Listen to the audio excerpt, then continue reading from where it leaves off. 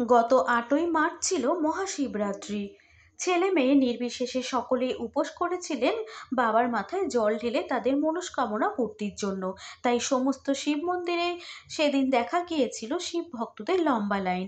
সকলের মনে একটাই বাসনা, বাবার মাথায় জল অভিষেক করে তাকে নিজের মনের কথা জানানোর। তবে শুধুমাত্র সাধারণ মানুষই নয়, বলিউড টলিউডের তারকারাও বাদ যায়নি সেদিন।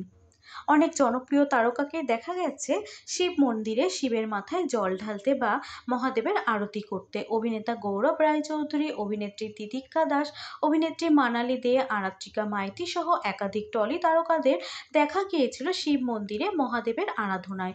তবে সেই তালিকা থেকে বাদ যায়নি টলিপাড়ার জনপ্রিয় অভিনেত্রী কৌশাম্বী চক্রবর্তীও। আপনাদের মধ্যে অনেকেই চেনেন অভিনেত্রী কৌশাম্বীকে। সীমারেখা, রাশি, রাধা, ভক্তের ভগবান শ্রীকৃষ্ণ, প্রথমা, কাদম্বিনী, দিরাগমন, মিঠাই ধারাবাহিকের মতো ধারাবাহিকে অভিনয় করতে দেখা গেছে কৌশাম্বীকে। বর্তমানে তিনি অভিনয় করছেন জি বাংলার জনপ্রিয় ধারাবাহিক ফুলকিতে। ধারাবাহিকে ফুলকির যা অর্থাৎ রোহিতের বৌদি এবং তথাগত স্ত্রী পারমিতার চরিত্রে দেখা যাচ্ছে তাকে।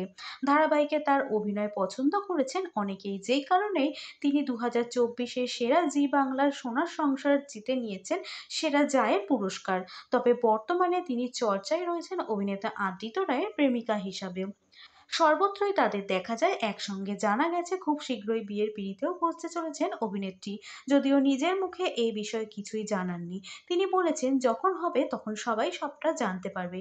তবে অভিনেত্রীর যে পুজো এবং দেবতার প্রতি আস্থা রয়েছে সে বিষয়ে জানেন অনেকেই। অভিনেত্রী নিজেও অনেকবার বলেছেন এই বিষয়ে।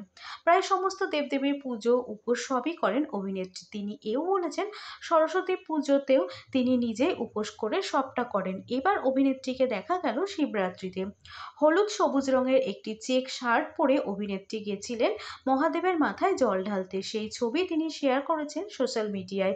লিখেছেন ওম নমঃ শিবায়। তার ছবির পোস্টে কমেন্টের ঝড় উঠেছে তার অনুরাগীদের। অনেকেই বলছেন তার সমস্ত মনস্কামনা পূরণ করুন মহাদেব, তাকে সুখী রাখুন এবং ভালো রাখুন। তবে অভিনেত্রী নিজেও সকলের ভালো এবং সুস্থতার কামনা করেছেন এই পোস্টটির মাধ্যমে।